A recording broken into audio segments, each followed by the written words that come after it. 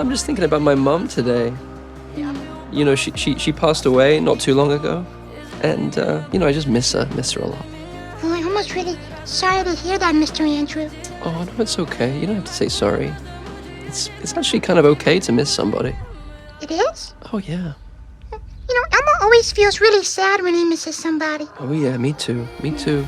But you know, that sadness, it's kind of a gift. It's kind of a lovely thing to feel, in a way, because it means you really love somebody when you miss them. And when I miss someone, I remember, when I miss my mom, I remember all of the cuddles I used to get from her, all of the hugs I used to get from her. Yeah, just like that.